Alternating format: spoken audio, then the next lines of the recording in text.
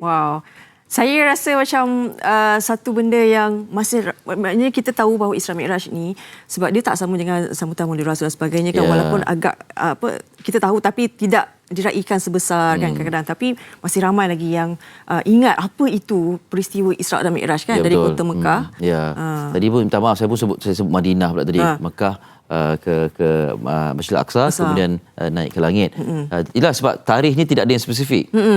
Jadi itu yang penting, ruh pengkisahan itu bagaimana kita fahami dan kita hayati.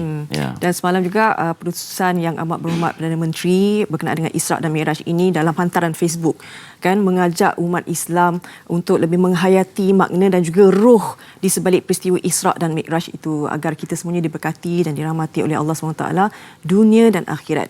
Jadi kalau selalu sebelum adanya PKP COVID-19 ni, kita tahu kalau Isra Mi'raj ni mungkin kita ada forum, kita ada ceramah kan, kita ada tazkirah, dapat kita berkumpul beramai-ramai mendengar apakah ibrah di sebalik peristiwa Isra dan Mi'raj. Tapi mungkin kali ini kita boleh berkongsi tetapi melalui secara maya. Kita nak bersama dengan tetamu kita iaitu Ustaz Dr.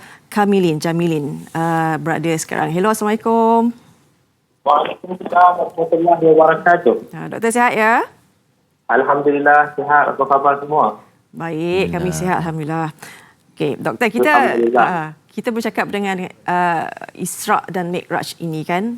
Kita tahu bahawa ini adalah antara peristiwa yang menunjukkan bahawa mukjizat paling besar yang telah dianugerahkan kepada Rasulullah SAW kan. Ini juga pengukur kepada rukun iman kita, pengukur keimanan kita sebagai umat Islam. Kerana kita tahu bahawa kalau kita fikir secara logikanya macam mungkin kalau kita terlalu berfikir logik, mungkin ramai yang tidak boleh mempercayai peristiwa ini kan. Tapi doktor sendirilah mungkin boleh berkongsi dengan kita berkenaan dengan kalau terlalu bergantung secara logik, itu pastinya ramai yang akan membawa mereka ke landasan yang lain. Mungkin doktor boleh kongsikan. Baik. Assalamualaikum warahmatullahi wabarakatuh. Apa khabar semua? Sahabat-sahabat yang dikasihi oleh Allah. Perkara-perkara yang berlaku Isra Mi'raj ini semuanya adalah tentang nak menunjukkan kuasa Allah Azza wa Jalla, mukjizat Nabi kita Muhammad sallallahu alaihi wasallam. Dan sudah tentu dengan kadar pengetahuan ilmu kita sebagai makhluk Allah, kita ni sebenarnya hanya fikir sahaja ilmu yang diberikan oleh Allah Azza wa Jalla. Terdapat pelbagai perkara lagi yang mana kita tidak mampu untuk nak dipahami. Bukan kata kita tak boleh memahami, tetapi akal kita buat masa ini Allah masih lagi tidak berikan kefahaman yang baik. Dan benda ini bukan satu benda yang tidak logik. Kalau kita tengok sebagai satu contoh, kalau zaman sekarang ni kita sudah ada kapal terbang yang boleh terbang daripada sini pergi ke Mekah pun 7 hingga 8 jam. Tapi cuba kita bayangkan pada 1000 tahun yang lampau, kalau kata ada orang zaman tu yang melihat kita naik kapal terbang sekarang, mungkin mereka akan kata macam-macam, tak boleh nak percaya, mungkin mereka akan menuduh kita sebagai ahli sihir dan sebagainya. Tetapi hari ini Allah kurniakan kita sedikit kelebihan ilmu itu untuk nak kita applykan ilmu-ilmu sains kita itu sampai hari ini kita boleh transport kita pun jadi lebih pantas, jadi kita boleh terbang di udara dan sebagainya. Jadi pada zaman itu Allah Azza wa Jalla dengan kuasa yang dimilikinya, dan kita tahu bahawa Allah tidak ada sesiapa pun yang mampu menandinginya ataupun menyerupainya. Allah ingin menenangkan Nabi kita Muhammad sallallahu alaihi wasallam, memberikan pengalaman yang luar biasa kepada Nabi SAW, kerana pada tahun itu Nabi mengalami tahun kesedihan.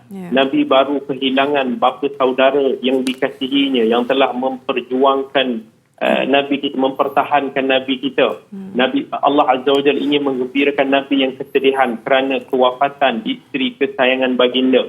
Maka Allah mengurniakan pengalaman yang luar biasa ini, yang mana tak ada sesiapa pun daripada kalangan manusia yang pernah mengalaminya. Allah mengurniakan kepada Nabi kita Isra dan Mi'raj, yang mana berlaku dalam masa satu malam. Jumhur para ulama mengatakan ianya berlaku secara fizikal juga, secara roh dan fizikal together, bukan hanya secara roh ataupun dalam mimpi, tetapi berlaku dengan fizikal. Barulah datang mukjizat, erti kata mukjizat yang sebenarnya.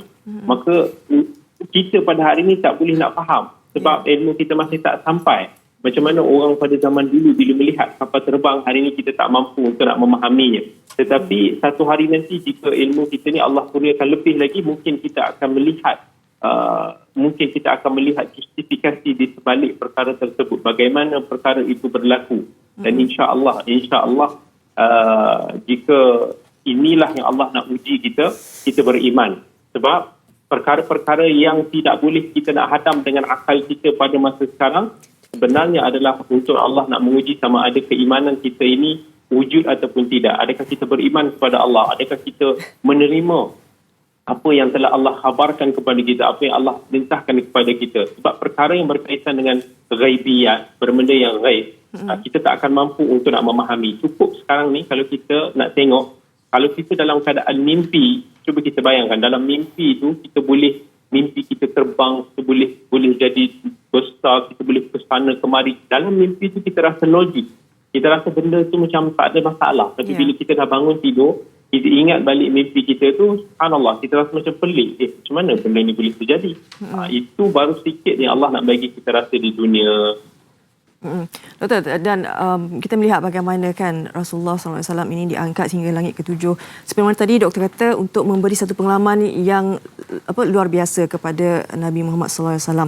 Tetapi melalui Isra' Mi'raj ini sebenarnya, itu yang kita kata bagaimana kasihnya Rasulullah kepada umat Islam ni. Daripada 50 tu dia minta diskaun sampai, baginda minta diskaun sampai 5 rakaat. Mungkin kita umat Islam ni perlu menghayati cerita di sebalik itu kan, sebab ini sehingga kini ni kita, apa yang kita lakukan adalah hasil daripada peristiwa Isra' Mi'raj itu sendiri, doktor.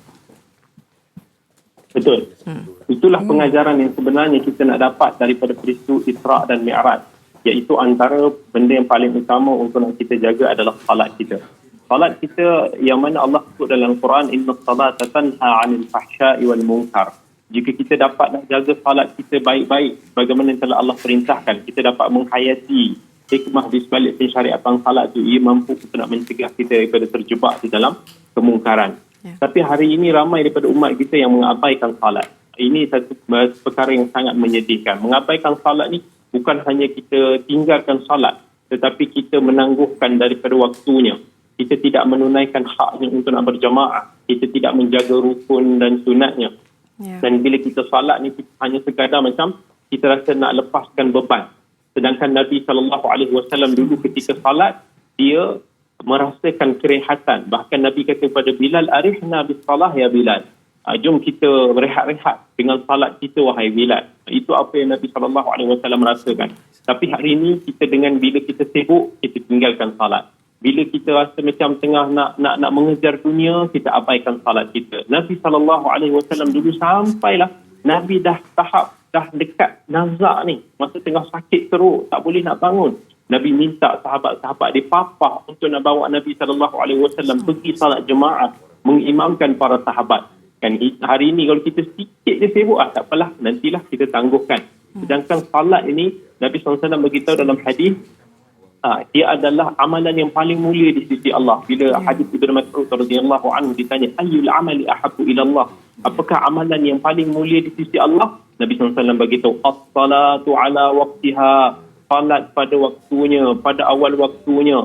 Kemudian apa ya Rasulullah? Baru Nabi sebut berbakti kepada orang tua. Kemudian apa ya Rasulullah? Baru Nabi SAW sebut al-jihadu fi sabilillah. Tapi malangnya hari ini kita tak jaga salat kita, yang mana itulah yang membuatkan kita ni mudah untuk nak terjebak di dalam lembah kekufuran, lembah maksiat, lembah kesyirikan. Dan Nabi SAW dah ingatkan kepada kita, al-ahdu bainana wa bainahumus salah. Perjanjian, perbezaan di antara kita dan orang bukan Islam itu, iaitu salat. Bainal abdu wa bainal syirki awil kufri tarkus salah. Antara kita, batasan antara kita dengan kufur ataupun syirik itu meninggalkan salat. Ya, baik. Banyak sekali kita perolehi hari ini, alhamdulillah. Terima kasih banyak-banyak Ustaz Dr. Kamilin Jamilin. Terima kasih banyak-banyak. Diharapkan apa yang kita perolehi hari ini kan, Eli, ini juga menjadi iktibar kepada kita bagaimana kita perlu menghayati cerita di sebalik Isra' dan Mi'raj. Jangan waktu sedih je kita ingat. Kan kita perlu imbangi apa yang perlu kita imbang, sedih ke, suka ke, kejayaan ke, kerana semua itu adalah ketentuan ilahi. Ya, betul. Ada sebab kenapa diberikan perasaan begitu dan ada sedih ke kesukaran ke bersama-sama dengan kesukaran tu adanya kemudahan kan. Jadi kita harus optimistik dengan kehidupan kita. Kita ucap terima kasih. Terima kasih Fariha atas perkongsian tu juga bersama dengan Ustaz Dr. Kamilin Jamilin.